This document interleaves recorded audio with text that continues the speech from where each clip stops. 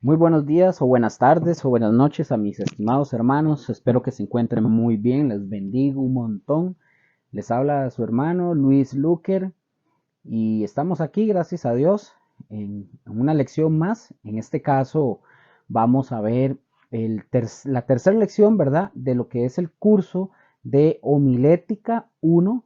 En este caso vamos a ver el curso o la lección que corresponde a homilética 1. En esta oportunidad vamos a ver la tercera lección, sí, de lo que estábamos observando. Vimos la segunda, habíamos visto que era los requisitos de un predicador. Esta es la segunda parte y bueno, sin más preámbulo vamos a iniciar. Entonces, nos habíamos quedado viendo en el cuarto requisito que el mensaje que nosotros vayamos a dar debe de ser de Dios y no de nosotros, no de nuestra propia cosecha. Eso fue lo que habíamos visto, el último punto, el cuarto, en la segunda lección, finalizando. Ahora, para que ustedes anoten ahí, ¿verdad? Anoten el quinto punto. El quinto punto lleva como título: el predicador debe tener mucho cuidado de sí mismo y de la doctrina. Ya lo repito para que lo puedan anotar. El quinto punto que vamos a analizar, a estudiar, es: el predicador debe de tener mucho cuidado de sí mismo y de la doctrina. Y para poder arrancar con este punto, vamos a abrir las Biblias en Primera de Timoteo, capítulo 4, versículo 16. Primera de Timoteo 4, 16, el cual dice de la siguiente manera, y dice: ten cuidado de ti mismo y de la doctrina. Persiste en ello, pues haciendo esto te salvarás a ti mismo y a los que te oyeren. Dice, observen bien cómo dice. Dice, ten cuidado ¿de quién? ¿De tu esposa? ¿Ten cuidado de tu vecino? No, no dice eso. Eso no dice el texto. ¿De quién debemos de tener cuidado?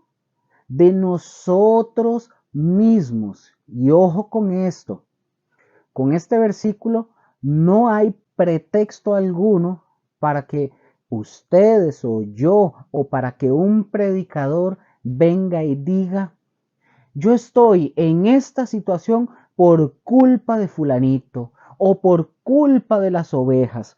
No, no, no, no, no, no, no, para nada. Las ovejas, vamos a ver, las ovejas, las personas, pueden ser tremendas, eso es una gran verdad, pero la realidad es que nunca hay una excusa para que el predicador y o el pastor se cuide a sí mismo. Oigan esto, un pastor que no sabe cuidarse, pues imagínense, ¿qué creen que va a pasar con un pastor que no se sabe cuidar o que no sabe cuidarse? ¿Saben qué va a pasar? Que en cualquier momento va a cometer una mala decisión. Y créanme que muchos han caído en eso y los hemos conocido. Oigan, y el mayor trabajo que un predicador debe de tener es trabajar por su condición espiritual. Repito esto, el mayor trabajo que un predicador debe de tener es trabajar por su condición espiritual. Ahora yo les pregunto a ustedes, ¿cuál es tu condición espiritual? ¿La suya o la mía? ¿Cuál es? ¿Cuál es tu condición espiritual? Y oigan esto, porque la condición espiritual en la que ustedes o yo nos encontremos, tarde o temprano, Dios la va a sacar a la luz. Ojo con esto. Y nosotros nos debemos de preguntar, nosotros, los que son predicadores, los que son pastores, maestros, y en fin, todos los creyentes, ¿vivo lo que aprendo y lo que predico? Hay que preguntarnos eso. ¿Vivimos realmente lo que aprendemos y lo que predicamos? ¿Cuántos viven lo que aprenden y predican? Háganse en esas preguntas y ustedes se las contestan, no me las tienen que decir, ¿verdad? O la pregunta es, ¿me cuesta mucho vivir lo que yo predico y lo que aprendo? Pregúntense en eso, analicen eso, pregúntense y den ustedes la respuesta. Ahora, escuchen esto, chicos. Dios nunca, nunca, nunca va a bendecir los grandes talentos. Nunca. No importa qué tan bueno que usted quiera hacer actividades, que usted quiera hacer cosas de beneficencia, un sinfín de cosas. Dios nunca, pero nunca, y esto lo repito, Dios nunca, nunca va a bendecir los grandes talentos. Lo que Dios sí va a bendecir es la semejanza que ustedes y yo tengamos del Señor Jesucristo. Los talentos, bueno, los talentos son dones, son regalos. Dios los da, son habilidades, son capacidades que da el Espíritu Santo, eso es una verdad. Pero esos talentos, esos dones, a nosotros no nos cuesta absolutamente nada. No nos cuesta ningún tipo de esfuerzo. Pero ¿saben qué sí nos cuesta?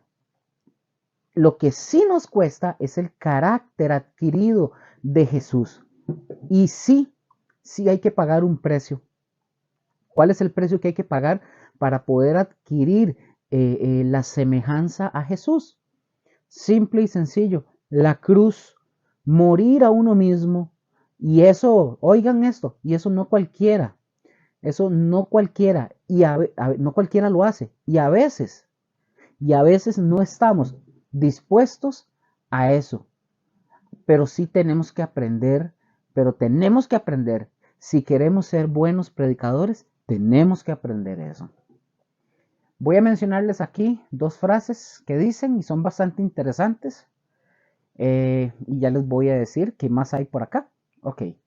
La primera frase dice, arréglate, ojo con esto porque esto es importante, ¿verdad?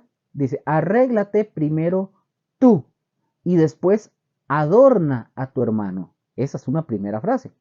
La segunda frase dice, la mano que pretende limpiar otra no debe de estar sucia. Esta frase ustedes la pueden encontrar en el libro que yo en la segunda lección yo les recomendé, si recordarán, que se titula o se llama Discurso a mis estudiantes. Estas frases están específicamente en la página 25 del libro Discurso a mis estudiantes.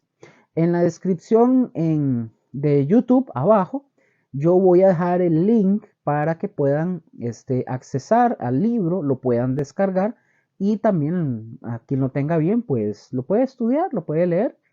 Lean, bueno, pongan atención a la lección número 2 que dimos anteriormente, porque ahí dije unas cosas importantes con respecto a este libro y a otras cosas.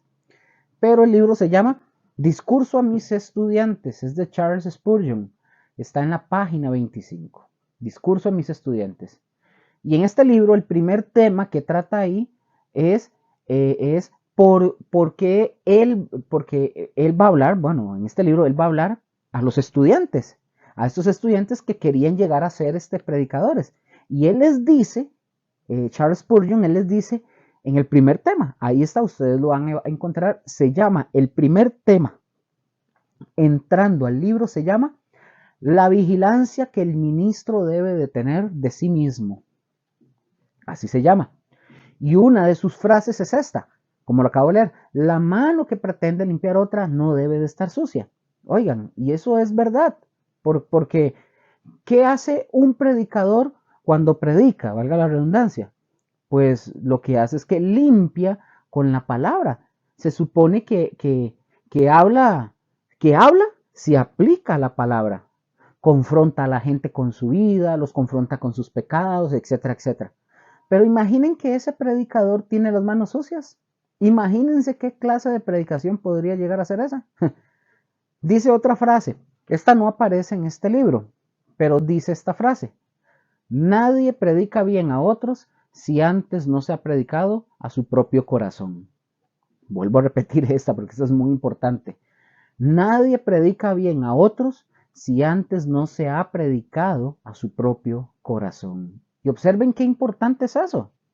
A lo mejor algunos de ustedes que ya escuchan, que están escuchando esto, ya tal vez predican, tal vez ya están enseñando, a lo mejor están haciéndolo de forma personal, como lo habíamos dicho, no necesariamente en un púlpito, pero vean qué tremendo está esto. Si ustedes y yo queremos predicar bien a otros, antes debemos de predicarnos a nosotros mismos, a nuestro propio corazón. Vean qué interesante. Ahora, otra frase, y esta frase que al final concuerda con la Biblia. Ustedes pueden encontrar estos principios en la Biblia. Vean lo que dice esta frase. Nuestro carácter debe de ser tan persuasivo que nuestra predicación, repito eso porque me enredé, nuestro carácter debe de ser tan persuasivo más que nuestra predicación. Ojo con eso. Otra frase más, dice: ¿cuán fácilmente es producir un mal? Eso es bien fácil. ¿Cuán fácilmente es producir un mal? Entonces, si sabemos cuán fácilmente se produce un mal, pues cuánta más vigilancia debemos tener de nosotros mismos para prevenirlo. Como dije, es bien fácil producir un mal. Y en cualquier momentito, una chispita enciende el asunto, ¿verdad? Es que eso es así. Si ustedes y yo sabemos que eso es bien fácil de producir un mal, ¿cuánta más vigilancia debemos de tener de nosotros mismos para prevenirlo? Y es necesario que el predicador tenga cuidado de su carácter, que concuerde con todos los aspectos de su ministerio. ¿Ven qué interesante esto? Pregunto, ¿cuántas veces hemos oído a ese predicador que predica súper bien, ¿verdad? Pero vive tan mal, ¿verdad que sí? Yo creo que hemos visto un montón así. Una frase más. Oigan esta frase. Dice: no seamos ministros del Señor en el altar, pero hijos de Belial fuera de la puerta del santuario. ¿Quién es Belial? ¿Quién es? Ustedes se acuerdan de unos sacerdotes que eran así, recordarán, tienen memoria ahorita de quiénes eran unos sacerdotes que eran así. Tal vez algunos se están preguntando de quién, tal vez algunos ya saben quiénes o lo están asumiendo, no sé. Bueno, unos sacerdotes que eran así eran los hijos de Elí, pero los hijos de Elí, bueno, cambiemos la cosa porque nosotros estamos diciendo, pero los hijos de Elí, pero ¿habrá todavía algunos que son así? Yo creo que muchos, muchísimos, que en el altar están con alitas, ¿verdad? Parecen esos de Red Bull te da alas y todo eso. No, no, no. Que en el altar están con alitas y con una aureola en la cabeza, pero salen del santuario y salen con cola, con cuernos y con tridente. Así salen. Parece a los músicos de la alabanza. Terminan la alabanza y todos se van. No estoy generalizando, no digo que todo el mundo, los que están en la alabanza, pero lamentablemente la gran mayoría son así. Ahora, esto es simbólico, ¿verdad? Porque al diablo lo ponen así, ¿verdad? Con cachillos y lo ponen de rojo y negro y todo eso, pero el diablo no es así. Pero realmente, vean qué tremendo es vivir de una manera de apariencia. Nosotros no podemos tener dos caras. Y si nosotros somos predicadores, tenemos que aprender que somos siervos de Jesucristo y que el llamado es a predicar su verdad, pero una verdad que nosotros la hemos vivido. Eso sí, ahora recordemos que es necesario imitar a nuestro Señor en esto. Sí, ser poderosos en la predicación de la doctrina, así era Jesús, pero también poderosos en el ejemplo de nuestras acciones. Y recordemos que ser predicador no es por lo que dice un papelito, lo que dice un título. Porque al final, voy a decirles a los chicos que están llevando la escuela, Berea, a estos chicos, al finalizar, se les va a dar un papel, se les va a dar un título. Se les va a dar un título de que finalizaron efectivamente sus cursos, sus lecciones, etc. Pero, pero si no lo viven o no lo vivimos como un buen predicador, ¿de qué sirvió entonces? De absolutamente nada. ¿Ustedes creen que vale la pena un título? ¿Saben qué hace el Señor con un título? El Señor lo agarra y lo echa a la basura. Eso no importa. Lo que sí importa es el corazón para el Señor. Así que ustedes y yo tengamos cuidado de nosotros mismos, porque usted puede ser el problema para que su predicación no sea efectiva con quien Dios quiere o con quien Dios le ponga para que usted le hable de Cristo. Puede que no sea efectiva si usted no se cuida. ¿Entienden? Vamos a otro requisito que también es muy importante para la predicación. Todo lo demás, todo lo demás a lo que vamos a entrar va a ser técnico y es bueno y lo podemos aprender. Y pueden, oigan, y ustedes pueden ser súper hábiles en lo técnico, pero todos estos principios son antes que eso técnico. Todo eso es antes, los principios son antes que lo técnico. Pero todos estos, al final de cuentas, sí son necesarios. Vamos a ver el punto número 6. Punto número 6, para que lo apunten. El predicador debe de... este punto es sumamente importantísimo. Yo creo que aquí muchos podemos fallar. El predicador debe ser un hombre de oración. Número 6. El predicador debe ser un hombre de oración. Ya lo repito. El predicador debe ser un hombre de oración. Todo predicador, chiquillos, debe distinguirse sobre todos los demás como un hombre de oración que busca a Dios, que tiene tiempo de intimidad con Dios. Eso es una característica de un predicador. Un predicador no es aquel que todos los días está peleando, discutiendo, llevando la contraria, metiéndose en el Facebook para hacer debates teológicos. No, no, no, no, no, no, no. Un predicador es alguien que pasa tiempos con Dios, que pasa tiempos, no tiempo, pasa tiempos con Dios. Un predicador sabe muy bien que no puede cumplir su tarea cabalmente si no está conectado completamente con el Señor. ¿Con quién tienes que estar bien conectado? ¿Ustedes o yo? Con el Señor. Y la oración es el medio por el que ustedes y yo vamos a poder recibir revelación de Dios. Pero escuchen esto, la revelación nunca va a venir si ustedes no oran y no abren sus Biblias, que son dos cosas muy importantes. O sea, tu oración con Dios y al abrir la Biblia, porque es el medio por el cual Dios te va a hablar a ti y me va a hablar a mí.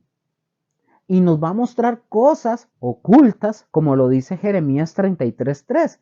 Clama a mí, yo te responderé y te enseñaré cosas grandes y ocultas que tú no conoces. Y la revelación viene por la oración. Nosotros necesitamos ser personas de oración. Un predicador debe de ser un hombre de oración, porque la oración va a recibir revelación de la palabra para luego el predicador la pueda traer al pueblo, a la esposa, al esposo, a los hijos. Las revelaciones son para mostrarlas, son para enseñarlas, son para predicarlas y son para compartirlas. Para eso son. Dice Efesios 1, del 17 al 19, dice, para que el Dios de nuestro Señor Jesucristo, el Padre de gloria, os dé espíritu de sabiduría y de revelación en el conocimiento de Él. 18.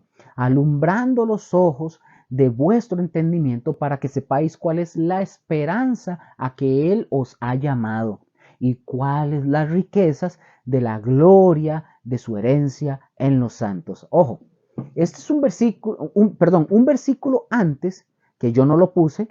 Pablo dice que estaba orando por los de la iglesia de Éfeso, ahí en los Efesios, para que ellos recibieran un espíritu de sabiduría y de revelación. Ojo con esto, porque el hombre y la mujer que busca a Dios, el hombre que tiene intimidad con Dios, es un hombre que no va a estar con las manos vacías. Nunca, nunca va a estar con las manos vacías. Veamos el caso, por ejemplo, de Moisés. Moisés subió al monte Sinaí por 40 días y 40 noches. ¿Y qué pasó? Moisés no bajó con las manos vacías. Cuando él bajó, bajó con los 10 mandamientos y con la palabra de Dios. O sea, revelación para el pueblo. Cada vez que Moisés subía y pasaba tiempo con Dios, siempre, siempre descendía con revelación de Dios. ¿Le han prestado atención? Por ejemplo, ¿qué hizo Pedro cuando tuvo hambre? ¿Ustedes se acuerdan esa escena?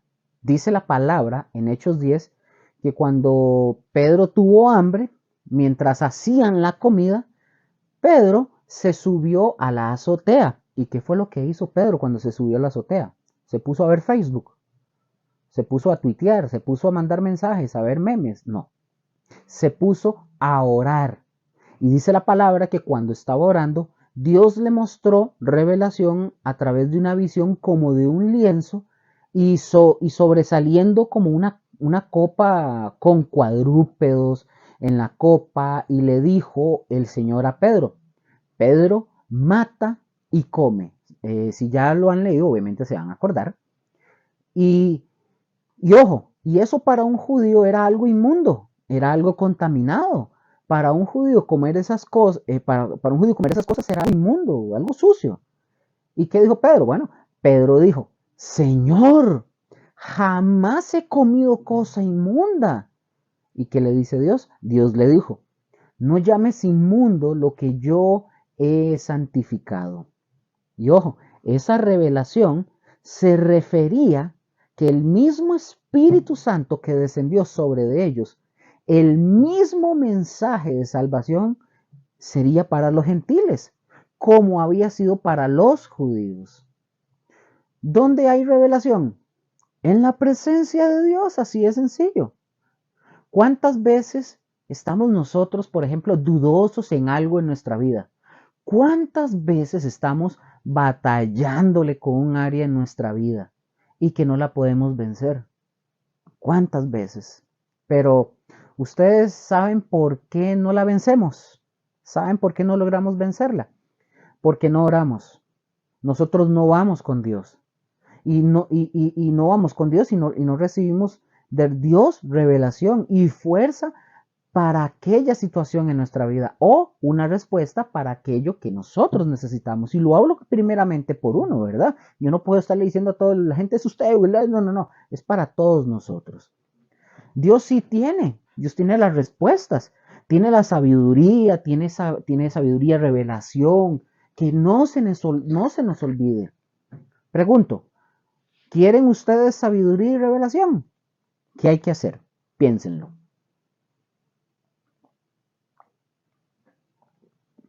¿Quieren sabiduría y revelación? Simple y sencillo. Vamos con Dios. Vamos con el Señor. Abramos nuestras Biblias y no dejemos de hacerlo. Y oigan, tengan por seguro que Dios nos va a hablar. Dios te va a dar revelación. Dice la palabra de Dios en Mateo 6:6. Mateo 6, versículo 6 dice: mas tú, cuando ores, entra en tu aposento y cerrada la puerta, ora a tu Padre que está en secreto. Y tu Padre que ve en lo secreto te recompensará en público. Por ejemplo, a mí me gusta orar por mi esposa y mi esposa le gusta orar por mí. A mí me gusta orar por mi hija Diana. Oro por la iglesia, oro por varias cosas, etc. Pero llega un momento en que nosotros sí necesitamos orar a solas con Dios. Ustedes y yo necesitamos tener un tiempo de intimidad con Dios. Solo Él y yo, solo Él y ustedes.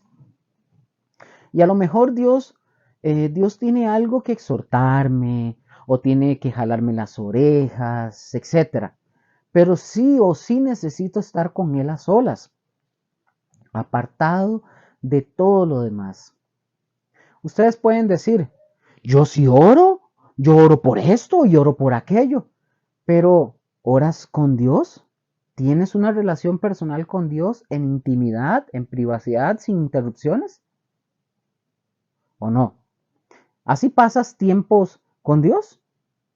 ¿Cómo nos falta, verdad? Porque no es, repito, no es solo ustedes, esto aplica para mí también. ¿Cómo nos falta de verdad? Qué lindo, qué hermoso es oír a mujeres y hombres que hablan y dicen, ay, anoche Dios me habló, Dios me dijo, Dios me confrontó, Dios me mostró, Dios me reveló que esto tenía que decir en mi vida, etcétera, etcétera. Eso es estar con el Señor, eso es estar con Dios. Es totalmente incorrecto, oigan, es totalmente incorrecto pararnos en un púlpito o predicarle a una persona y darle un mensaje sin haber tenido el más mínimo anhelo de estar en el secreto con el Señor. La gente va a notar si tú o yo eh, eh, eh, vivimos conectados con Dios o no. ¿Cómo creen que va a ser una persona que está conectada con Dios? ¿Cómo creen ustedes? ¿Ustedes creen que la van a ver con pensamientos carnales? A esta persona, ¿ustedes creen que van a estar hablando con pensamientos carnales? No, para nada. Una persona que está en contacto con Dios, en primer lugar, el Señor la humilla. Ojo con esto. Una persona que está en contacto con Dios, lo primero que el Señor hace con esa persona es que el Señor la humilla.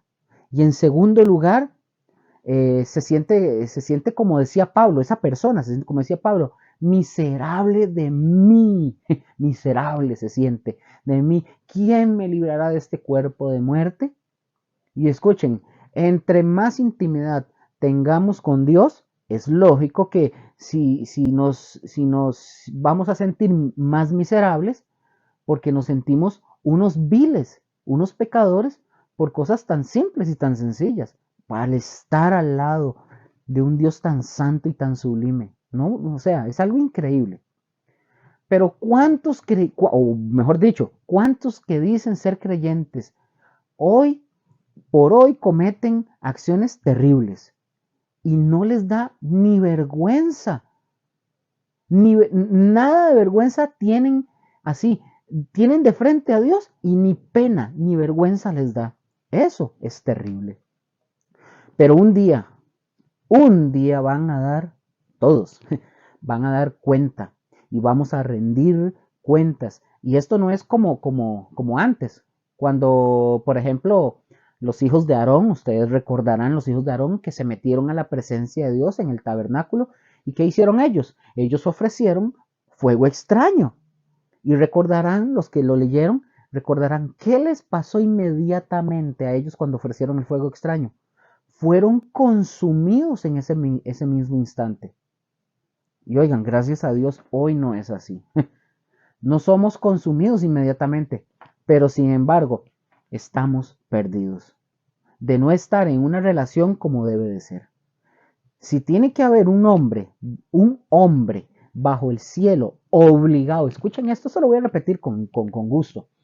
Si tiene que haber un hombre, una persona bajo el cielo obligado a cumplir con el mandamiento de orar sin cesar, no hay duda alguna que ese debe de ser el predicador o el pastor. No hay duda alguna, el predicador. Ahora, no vayan a decir, ya nos la libramos. No, no, no, no, no. Este mensaje es para todos, para ustedes y para mí. Pero cuanto más el predicador lo debe de hacer, eso, de orar sin cesar. Es para todos, pero más para el predicador. Nosotros estamos bajo la responsabilidad, si no somos pastores, pero somos predicadores. Así que estamos en la responsabilidad de orar sin cesar. Y esta es la razón del por qué debemos orar sin cesar. Porque el predicador, pregunto, ¿el predicador tendrá tentaciones? ¿Mm? El predicador tendrá pruebas y dificultades. ¿Mm? Eh, ¿Tendrá deberes notables que tendrá que cumplir? Pues la verdad, todas las preguntas, sí. A todo él tiene tentaciones, tiene pruebas, tiene deberes que tiene que cumplir. Entonces, por lo tanto, tiene, tiene que mantener con Dios relaciones reverentes, ligado a Dios. Necesita mucha gracia de Dios para todo esto. Qué importante es, como lo dice el salmista, o como él decía, dice, alzaré mis ojos a los montes. ¿De dónde vendrá mi socorro? Pero qué pena porque hoy algunas personas dicen, toman ese texto y dicen, alzaré mis ojos a los United States, a los Estados Unidos de Norteamérica. ¿De dónde vendrá mi socorro? Mi socorro viene de los dólares. Qué triste, pero hay cristianos, hay personas que hacen eso. Y hay pastores y predicadores que hacen viajes misioneros para ir a traer dinero. Hay pastores, profetas y un sinfín de cosas que lo único que buscan es ir a Estados Unidos o a cualquier otro país para ir a sacar dinero. Qué triste. O gente que cree que su esperanza está en el sueño americano. Qué triste de verdad. Hay personas que hacen eso y piensan que allá van a encontrar la solución a sus problemas, a sus asuntos, etc. ¿Ustedes creen que, por ejemplo, una persona, ojo, que una persona en la condición más humilde de pobreza, si Dios le habla y el Señor llama a esa persona en esa condición, si Dios se presenta a esa persona, ¿ustedes creen que Dios lo va a dejar o lo va a soltar? No, para nada. Dios es el sustentador de todos nosotros. Y Él lo dice, te sustentaré con la diestra de mi justicia. Pero tenemos que conocerlo y creer. Eso es importantísimo. Vamos a Efesios capítulo 6, versículo 18. Vamos a ver qué nos dice aquí con respecto a la oración. Efesios 6, 18. Y dice, orando en todo tiempo, con toda oración y súplica en el Espíritu, y velando en ello con toda perseverancia y súplica por todos los santos. Y fíjense bien lo que dice el versículo. El versículo dice, orando, orando cuando puedas. Dice eso. Orando cuando tengas tiempo. No, no dice eso. Orando cuando. Dice, ahí está el versículo, lo contesta. Orando en todo tiempo. En todo tiempo. Cuando dice en todo tiempo, ¿qué significa? Que van a haber tiempos bonitos, van a haber tiempos no bonitos, va a haber tiempos de tormenta y van a haber tiempos de calma. Y tenemos que aprender a orar en todo tiempo. No solamente orar cuando nos está yendo súper bien, cuando las cosas salen bien, cuando todo va a la perfección. No. Tenemos que aprender a orar en todo tiempo, en toda situación, porque luego dice el texto, dice, con toda oración. Ustedes sabían que hay diferentes clases de oración. Hay muchas. Hay oración de intercesión, hay oración de acción de gracias, hay oración de pedir perdón, hay oración de humillación, hay oración por las necesidades, etcétera, etcétera, etcétera. Hay todo tipo de oración, todo tipo de oración. Pero vean lo que dice, vean qué interesante, porque sigue diciendo, a lo último dice, y súplica en el Espíritu y velando en ello. Pregunto, ¿qué es velar? ¿Qué es velar? Bueno, velar es vigilar. La oración también habla de vigilancia. Por algo Jesús dijo, orad y velad para que no caigáis en tentación. Es bien difícil, perdón, es bien fácil, pero súper fácil echarle la culpa a un tercero, a tu esposa, a tu hermano, al pastor, al vecino, al hijo, al jefe. Es fácil echarle una culpa a un tercero cuando ustedes y yo no reconocemos nuestra parte. El Señor dijo, orad y velad. ¿Qué quiere decir? Que en la oración suya y mía tenemos que ser unos vigilantes de nuestro corazón, de nuestra vida, de nosotros mismos. No podemos ignorar cuando algo en nosotros no está caminando bien. No lo podemos ignorar. Yo les doy este ejemplo, a mí me ha pasado. Yo me he dado cuenta que y han salido cosas que no son agradables y que Dios me está mostrando para tratar en esa área. Y a todos los que somos de verdad hijos de Dios y cristianos, Dios nos va a ir mostrando cosas que tenemos para irlas sacando. Eso es, no las podemos ignorar. Cuando algo en nosotros no está caminando bien, ahí es donde la vigilancia es importante. Oramos, pero también vigilamos para que esas cosas que están siendo difíciles no nos lleve a caer en las garras del enemigo. Por eso hay que vigilar y orar, obviamente. Primera de Tesalonicenses capítulo 3 versículo 10. Primera de Tesalonicenses 3:10 dice: orando de noche y de día con gran insistencia para que veamos vuestro rostro y completemos lo que falte a vuestra fe. Esto me hace pensar en un libro que se llama Biografías de Grandes Cristianos. Es un libro excelente. Cuando, por ejemplo, cuando nosotros estudiamos la historia de la iglesia y encontramos las biografías de hombres que uno mismo observa y uno los ve y uno dice, jamás, uno no le llega a los talones a esta gente. No, es algo impresionante. Eran hombres que oraban con una insistencia, hombres que oraban por una ciudad, por etcétera, etcétera. Por ejemplo, yo no sé si ustedes en algún momento han escuchado mencionar o han leído algo sobre este hombre que se llamó Girolamo Savonarola. ¿Alguien ha leído, no sé, de este hombre? Si no, pues este hombre, ojo con esto, este hombre fue un precursor de la reforma. Antes de que la reforma se diera o empezara, él, como otros, fueron hombres que Dios usó en el pasado y que desde entonces Dios ya lo comenzaba como un precursor, alguien que iba abriendo camino para llegar a la reforma. Cuando, por ejemplo, cuando llegara a la reforma, cuando Dios usó a Martín Lutero. Y estos fueron hombres que se opusieron ante todo lo que se estaba dando. Este libro yo lo voy a dejar en la descripción abajo, ¿verdad? Del YouTube. Ahí lo pueden descargar, lo pueden imprimir si gustan, pero ahí se los voy a dejar, que se llama Biografías de Grandes Cristianos. Y bueno, para continuar, este hombre en su biografía, ¿verdad? Savonarola, en su biografía habla que un día en la ciudad de Italia, estando él de rodillas orando y clamando a Dios, como dice el texto bíblico, justamente orando de noche y de día con gran insistencia para que veamos vuestro rostro y completemos lo que falte de vuestra fe. Este señor, él oraba clamando y se decía que en ese tiempo en Italia, se cuenta, que se usaban muchos libros de magia y de ocultismo y todo ese tipo de cosas. Y este hombre estaba clamando y predicando el Evangelio en la plaza de Italia.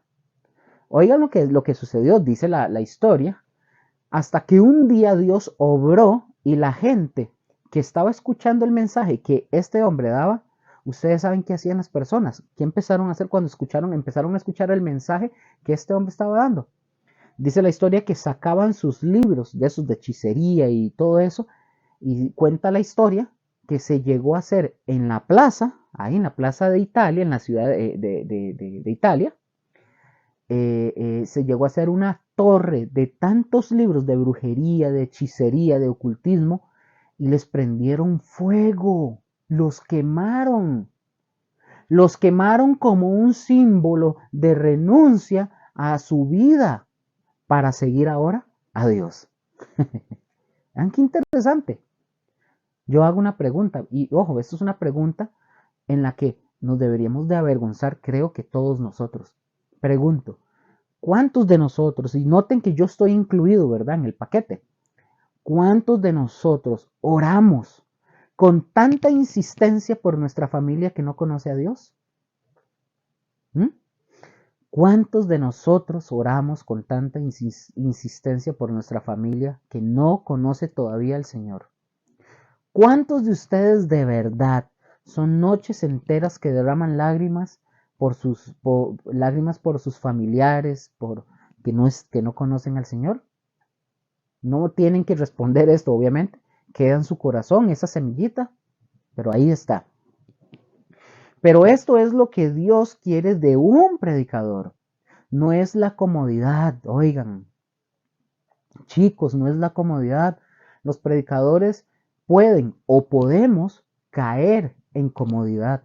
Los siervos de Dios podemos caer en comodidad y olvidarnos de elementos tan importantes como estos.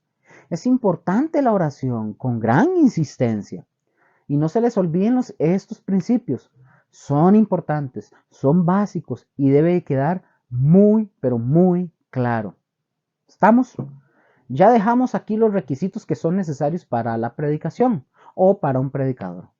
Vamos a aprender, y esto también debe quedar muy claro, que lo que ustedes y yo debemos de predicar, escuchen esto, debe de quedar claro que lo que ustedes y yo debemos de predicar es solo la palabra de Dios. Todo predicador debe de estar convencido que lo único que puede hacer la obra de Dios en los hombres es la palabra de Dios. Solo la palabra de Dios.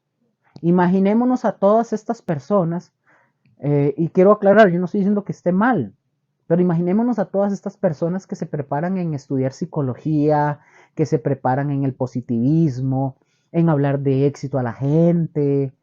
Oigan, ese tipo de cosas no cambia a la gente. Eso solamente ilusiona a la gente, pero no cambia sus vidas. No los cambia para nada. Y vamos a ver en Isaías 55, capítulo 55, versículos del 8 al 11. Esto que nos dice de Isaías nos enseña un principio tremendo de la palabra. Y dice Isaías 55 del 8 al 11. Ojo lo que dice. Porque mis pensamientos no son vuestros pensamientos, ni vuestros caminos mis caminos, dijo Jehová. Como son más altos los cielos que la tierra, así son mis caminos más altos que vuestros caminos, y mis pensamientos más que vuestros pensamientos. Porque como desciende de los cielos la lluvia y la nieve, y no vuelve allá, sino que riega la tierra y la hace germinar y producir, y da semilla al que siembra y pan al que come, así será mi palabra que sale de mi boca, no volverá a mí vacía, sino que hará lo que yo quiero y será prosperada en aquello para que la envíe. Y ojo con esto, este texto nos está diciendo claramente que la palabra que sale de la boca de Dios, la palabra que ustedes y yo tenemos en nuestras manos, tiene el poder para hacer lo que Dios quiere lograr en una persona. Tiene ese poder. Su palabra tiene la capacidad de producir fruto en una persona. Y eso nos debe de hacer entender que lo que nosotros debemos de predicar es solamente la palabra de Dios. Y yo voy a hacer aquí una pregunta. ¿Por qué predicar solo la palabra de Dios? Ahora, voy a responderle y por favor déjenme darles solo unos cuantos puntitos del por qué predicar solo la palabra de Dios. Como punto número 1, son chiquititos, no se preocupen. Como punto número 1 del por qué debemos de predicar solo la palabra de Dios. Vamos a ver el primer punto y lo vamos a ver con Romanos 1:16. Nos dice la palabra de Dios que tiene poder para salvar. Dice Romanos 1:16. Porque no me avergüenzo del evangelio. ¿Por qué? Porque es poder de Dios para salvación a todo aquel que cree, al judío primeramente y también al griego. Este es un primer punto del por qué ustedes y yo debemos de predicar la palabra de Dios, ya que la palabra tiene poder para salvar. Ok, por ejemplo, los libros de Walter Mercado no tienen poder para salvar. Los libros y los horóscopos de Ronnie Chávez, el libro de Confucio, confunde en lugar de salvar. Tenemos que aprender que la palabra de Dios es la que salva. ¿Por qué predicar solo la palabra de Dios? Punto número 2. Primera de Pedro 1:23 nos dice la escritura. Primera de Pedro 1:23 dice, siendo renacidos no de simiente corruptible, sino de incorruptible por la palabra de Dios que vive y permanece para siempre. Es decir, que la palabra de Dios, que es la simiente incorruptible, que usa el Espíritu Santo para dar a la gente una nueva vida. Es decir, es la palabra la que hace que una persona nazca de nuevo. Es la semilla incorruptible. ¿Y quién es el que pone esa semilla incorruptible en la persona? El Espíritu Santo. Es por la palabra. Alguien podría decir, hermano Luker, yo no sé cómo nacer de nuevo. No, no, no, no, no, no. No es una cosa de nosotros. Es la palabra la que hace que una persona nazca de nuevo. Esa semilla incorruptible puesta en el corazón cuando se obedece, cuando la persona obedece esa palabra, confía en esa palabra y la pone en práctica en su vida, esta palabra le hace nacer de nuevo, le hace ser una persona espiritual. Ahora el punto número 3, segunda de Timoteo 3:16 al 17. Este texto nos enseña que la palabra de Dios tiene la función, y ojo, la palabra de Dios no solamente da vida nueva, salva, tiene poder para salvar, hace lo que Dios quiere, no regresa a él vacía, sino que dice que la palabra de Dios tiene la función de enseñar, redarguir, corregir, instruir para una vida de justicia. ¿Cuántos han sido, les pregunto, cuántos han sido enseñados por la palabra? ¿Cuántos? Sí, todos. ¿Cuántos de ustedes han sido corregidos, exhortados, etcétera? Creo que todos en algún momento. Dice 2 Timoteo 3:16 al 17, dice, toda la escritura es inspirada por Dios y útil para enseñar, para redarguir, para corregir, para instruir en justicia, a fin de que el hombre de Dios sea perfecto, enteramente preparado para toda buena obra. Oigan, les voy a contar esto. Cuando yo conocí al Señor, al principio yo era un joven soltero, vivía con mi tía y la palabra de Dios me empezó a enseñar cosas que yo tenía que cambiar como joven con ella y con los demás. Pero después de que yo me casé, ya vinieron otro tipo de enseñanzas y ahora como casado, al escuchar la palabra me enseña y créanme, aún me sigue enseñando cosas de cómo yo tengo que mejorar, cosas que yo tengo que mejorar en mi carácter, en mi actitud, en todo eso, cambiar cosas en mi relación como esposo y como padre ahora. La palabra de Dios tiene esa función de enseñarnos, pero también tiene la función de corregirnos. ¿Cuántas veces cuántas veces ustedes han sido corregidos por la palabra de Dios? ¿Te ha corregido la palabra de Dios algunas cosas o no? ¿O nunca? Bueno, muchas veces la palabra, Dios ha metido la vara y la corrección. ¿Y ustedes saben qué produce la vara y la corrección? Bueno, la vara y la corrección dan sabiduría. Para eso es la vara y la corrección. Otras veces eh, hemos sido, no sé, hemos sido redarguidos. Y ojo con esto, porque es cierto, algunas veces hemos sido redarguidos. Y nosotros como seres humanos a veces tratamos de ocultar y de esconder cosas. Pero la palabra llega. ¿Y qué hace la palabra? Nos desnuda en todo nuestro interior. Nos avergüenza pensando que nadie sabe lo que nosotros estamos haciendo, ¿verdad? Ay, si yo voy a hacer esto, nadie sabe. Cuando Dios está ahí pendiente de todo.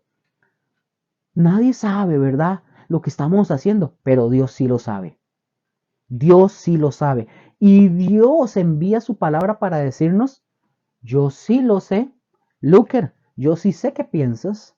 Yo sí sé qué maquinas. Yo sé qué llevas adentro. Sé cómo actúas. Sé tus pensamientos. Sé todo de ti.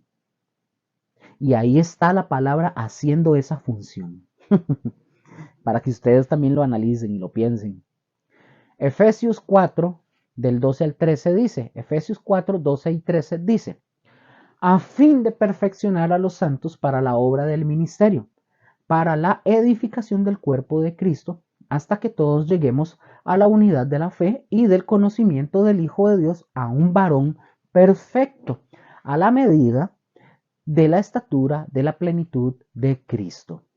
Ok, nos dice la palabra de Dios en estos versículos que la palabra de Dios es la única que nos edifica y que nos lleva a ser formados a la imagen de Jesucristo. Y ojo, si alguno de nosotros quiere ser formado a la imagen de Cristo, ¿cómo podemos ser formados a la imagen de Cristo?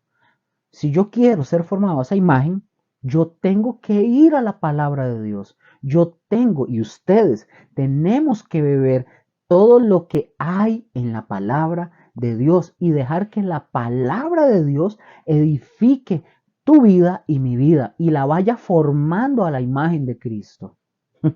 Interesante, ¿verdad? Y por último, no de la enseñanza, pero por último, en Hebreos 4:12 al 13 dice este pasaje que la palabra de Dios es como una espada que penetra de dos filos, ojo, y que penetra hasta lo más íntimo de nuestro corazón y va a mostrar aquellas cosas ocultas para que sean cambiadas. Y dice el texto de Hebreos 4:12 y 13, porque la palabra de Dios es viva y eficaz y más cortante que toda espada de dos filos y penetra hasta partir el alma y el espíritu, las coyunturas y los tuétanos y discierne los pensamientos y las intenciones del corazón. Y no hay cosa creada que no sea manifiesta en su presencia. Uf. Antes bien, todas las cosas están como desnudas y abiertas a los ojos de aquel a quien tenemos que dar cuenta. Uf, eso da miedo. No sé ustedes, pero deberían como asimilar eso, lo que está diciendo la palabra. Y escuchen, hay cosas en la vida de cada creyente, de cada cristiano, oigan, que solamente Dios nos conoce a cada uno. Hay cosas que se tratan de ocultar o que nosotros tratamos de ocultar, tratamos de esconder. Inclusive, muchas veces llegamos a manejar, hasta manejar y decir, esto no está mal, esto está bien. Nosotros a veces tenemos esa jerga entre nosotros interna de decir, nosotros pesamos las cosas y decimos, bueno, esto no está mal, esto está bien. ¿Y qué hacemos? Tratamos de guardarlo ahí en nuestro interior. Pero la palabra de Dios, nadie, ninguno de nosotros puede contra la palabra. Nadie puede contra ella. La palabra de Dios, ¿qué hace? Entra en nosotros y saca y nos revuelve todo, nos despedaza todo el interior. Y si ustedes y yo no sacamos y no limpiamos, ¿qué va a hacer el Señor? Entonces el Señor nos va a sacudir y te va a tratar y me va a tratar a mí también rudo, que no vamos a poder decir, Señor, ¿qué está pasando? Nos va a sacudir la vida. Yo, vamos a ver, yo a veces digo, ¿qué habrá pensado el rey David cuando cometió, por ejemplo, aquella barbaridad de adulterio con Betsabé? ¿Qué habrá pensado que Dios no estaba ahí o que no estaba viendo? ¿Qué pensó cuando mandó a matar al marido de Betsabé y ponerlo al frente de la batalla para que lo mataran y para David poder quedarse con esta mujer? ¿Qué habrá pensado? O sea, ¿qué pensó? ¿Que Dios no estaba viendo? ¿Que Dios estaba así tapándose los ojos? ¿O que que le podía ganar la vuelta a Dios? No, no, no, mis hermanos. Mis hermanos, Dios le envió palabrita, le envió palabra que le traspasara a David lo más profundo de su corazón, mostrándole, ojo, mostrándole y haciéndole ver que aunque era, sí, David, un gran siervo de Dios, Dios nunca iba a ocultar nada, no se lo iba a pasar por alto. Y Dios no se lo pasó por alto. No se lo pasó por alto. Y ya para finalizar el tema de hoy, vamos a finalizar ya casi con esto último que voy a decir. Así que yo no sé cuántos de ustedes quieran ser predicadores, me refiero que tengan algún llamamiento pastoral o que ya estén predicando o quieren ser predicadores. No se asusten, chicos y chicas, no se asusten. Son predicadores. Aunque ustedes y yo no estemos en un púlpito, yo ya se los había dicho. Ustedes en su casa, en su trabajo, en la calle y en muchos lados Dios siempre nos va a poner personas para que nosotros les prediquemos, para que nosotros les hablemos de las buenas nuevas del Evangelio. Y esto no, oigan, y esto no quiere decir, porque, vamos a ver, no estoy en un púlpito, que porque yo no estoy en un púlpito, yo no debo de vivir en una manera como lo estamos aprendiendo. Tenemos que aprender a vivir de una manera como hemos venido estudiando y preparándonos. Yo no puedo decir, bueno, como yo no soy el pastor, como yo no estoy en un púlpito, yo puedo tener una vida a veces así y una vida a veces de la otra forma. No, no, no, no. Tenemos que aprender a vivir como es correcto, aunque no seamos predicadores de púlpito o pastores. Es igual para ellos, es lo mismo. Y con esto finalizo. Son responsabilidades diferentes, evidentemente el que está en un púlpito, a nosotros que somos de campo, por así decirlo, pero todos tenemos que aprender a vivir conforme es necesario para una buena y correcta homilética. Chicos, les agradezco que hayan llegado hasta el final de esta lección. Continuaremos, ¿verdad?, con las otras lecciones, agradeciéndole al Señor por la oportunidad de que Él sea el centro de nuestra vida. No es Luker, no somos nosotros, es Él. Él es la estrella, el Espíritu Santo es Él, no nosotros. Nosotros somos solo herramientas. Y pidámosle al Señor que nos permita poder mejorar y cambiar en nuestras vidas, poder dejar cosas, abandonar cosas, pecados, etcétera, y poder ser gente transparente, recta e íntegra delante de Él y delante de la gente para poder predicarles y enseñarles el mensaje del Evangelio con nuestras manos limpias, ¿verdad? Espero estén muy bien. Yo bendigo sus vidas, sus familias, sus trabajos, su salud, sus finanzas. Yo bendigo a sus hogares, todo lo que ustedes hagan. Les bendigo en el nombre del Señor Jesucristo y les envío un abrazo a todos. Que la pasen muy, pero muy bien. Chaito.